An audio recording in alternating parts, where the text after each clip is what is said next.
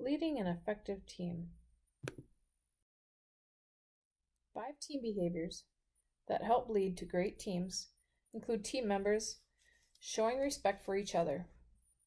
Showing respect is one of the easiest behaviors in many ways, but it has a big impact on teamwork. When your team members aren't respectful to each other, small issues become large and tempers flare. Simple, respectful behaviors include saying hello, goodbye, please, and thank you. 2. Team members share the workload. This promotes a collaborative atmosphere, which can really motivate team members. Team members feel like they're all in this together and that somebody will help them if they're in trouble. Support within the team is critical to employee engagement and doesn't just come from the leader. Team members give each other credit. One of the best behaviors happens when team members openly share the credit for work or publicly recognize each other's contribution.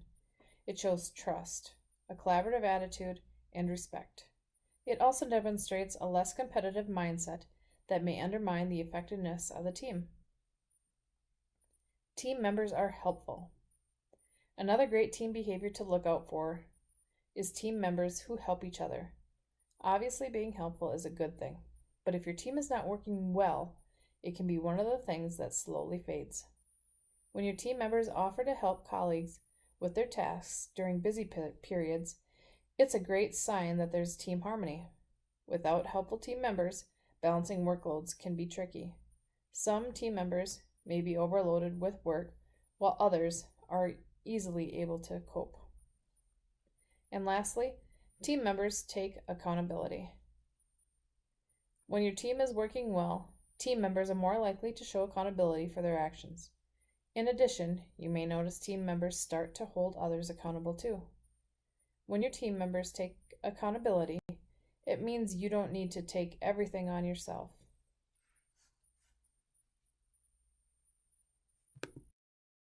Best practices for high-performance decision-making teams. We all know that teams outperform individuals. Teams do better not only because they put more people to work on a task, but also because their diverse skills and perspectives have a multiplying effect. Teams can also be too much of a good thing. The larger the team, the more effort and overhead it takes to keep people organized, involved, and productive. Filling the right roles. If a team members don't know their roles, or if the roles are unfulfilled, then friction and frustration can grind team decision making to a halt. Get input separately, then share perspectives. Decision-making teams have immense power to widen perspectives. Communicate what and why and how they helped. Getting buy-in to act on a decision is as important as making a good decision in the first place. But real buy-in can't happen unless we share the details of the decision and the reasons for making it. Compensations and rewards. Many people are motivated by money, at least for a period of time, but the motivational power of money often wears off as employees simply get used to their current level of compensation.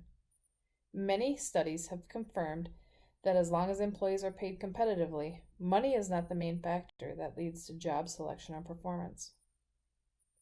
When establishing your compensation and reward policies, employees should be compensated for the work that they do at or near competitive salary levels. Also, monetary compensation above and beyond competitive levels may not be motivating if the recipient really values other things, such as time with their family. The effectiveness of any reward system requires 2 primary factors. First, the recipient must perceive the reward as a positive event. And second, the reward needs to encourage the desired behavior. The desired behavior must be consistent with the strategic goals of the company. It is your responsibility as an entrepreneur to make sure that the reward system is set up to support the right behaviors. When establishing your reward and compensation policies, employees should be compensated for the work that they do.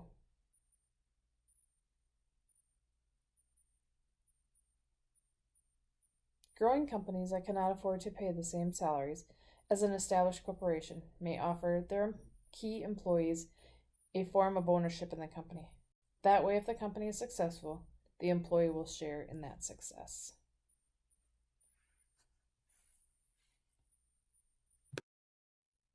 Interpersonal relationships are developed through verbal and nonverbal communication.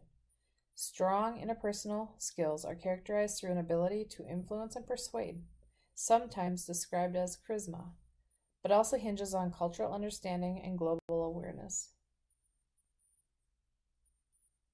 Team communication. When you communicate effectively with your team, it eliminates confusion and can foster a healthy and happy workplace. Effective communication with your team will also allow you to get work done more quickly and efficiently. As a business, it's your responsibility to rectify any communication problems with your workers.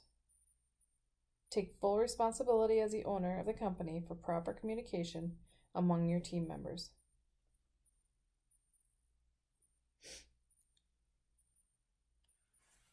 Discuss any communication issues with your team directly. Talk to each team member individually to learn his or her concerns. Seek to understand each member of your team on a deeper level. Speaking with team members one-on-one will allow you to learn more about each team member's differing communication and working style. You may also learn which of these individuals has the attributes to make an effective team leader going forward. Team development and intelligence. Key dimensions of a team development and intelligence include shared visions and goals, role clarity within the team, creation of a win-win relationship, trust, commitment to team vision and goals, communication, accountability, and mutual respect. Challenges leaders face.